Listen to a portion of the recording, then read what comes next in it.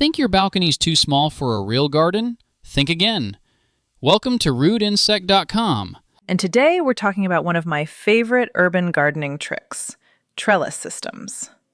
If you're short on ground space, going up instead of out is usually the smartest move. Yeah, city gardeners don't have the luxury of sprawling rows.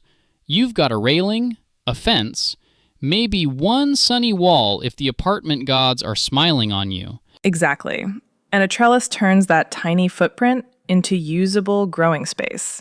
Instead of one pot of cucumbers hogging a corner, you can train them upward and free up room for herbs, lettuce, or another container. That's the part people underestimate.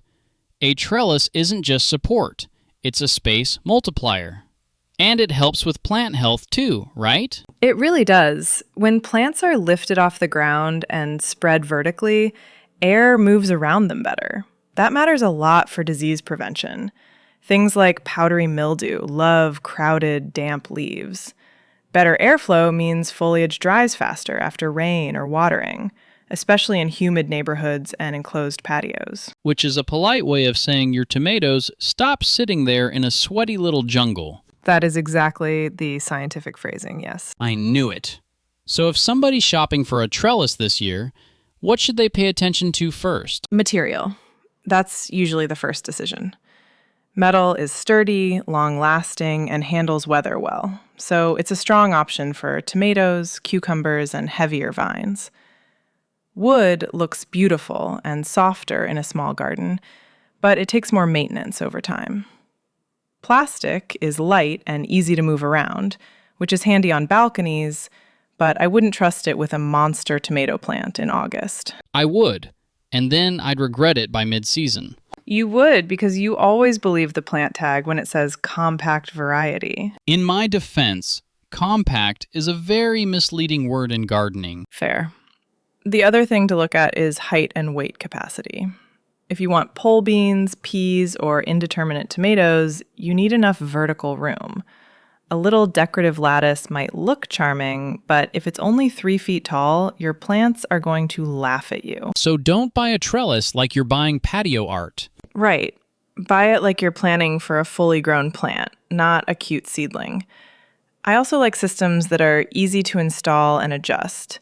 Modular pieces are useful because urban gardens change fast. One season it's peas, next season it's climbing flowers or a different tomato setup. Let's talk placement, because people get excited and zip tie a trellis anywhere there's an empty wall. And then wonder why nothing fruits. You've got to check sun exposure first. Most climbing vegetables need solid light, and in city spaces that can mean tracking where the sun actually lands for 6 to 8 hours. Fences, walls, and railings are all fair game, but only if they're sturdy and the plants will get enough light. I've also seen people combine trellises with stacked pots or tiered planters, which is kind of brilliant. It is. You can grow vertically in more than one way. Put vining plants on the trellis, then use the lower area for basil, spinach, or shallow-rooted greens.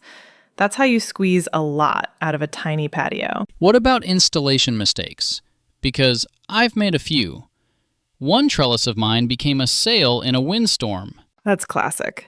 You have to anchor the thing properly, secure it to a stable structure, and use weather-resistant fasteners if it's exposed. And remember, a trellis isn't just holding the frame. It's holding the frame plus wet leaves, fruit, and stems at full maturity. That weight adds up fast. Especially with tomatoes. A happy tomato plant becomes a personal betrayal. It really does. Also, don't ignore the soil just because you're focused on the structure. Urban soil can be compacted or low in organic matter. If your plants are struggling, add compost or other organic material so the roots have a decent environment. A strong trellis won't fix weak soil. Before we wrap up, quick practical picks. Metal for durability, wood for looks, plastic for light-duty jobs. That's the simple version. If you want one trellis to last several seasons and support heavier crops, metal is usually the safest bet. If you want a softer garden look in a courtyard, wood can be lovely. And for lightweight vines on a balcony, plastic can still make sense if you don't overload it. So the big takeaway is, in an urban garden, Vertical growing isn't optional if you want to maximize space. And if you choose the right trellis, place it where the light is, anchor it well, and match it to the plant's real size, your small garden can be surprisingly productive. Thank you for listening to this edition of RudeInsect.com, Conversations with Grant and Fiona.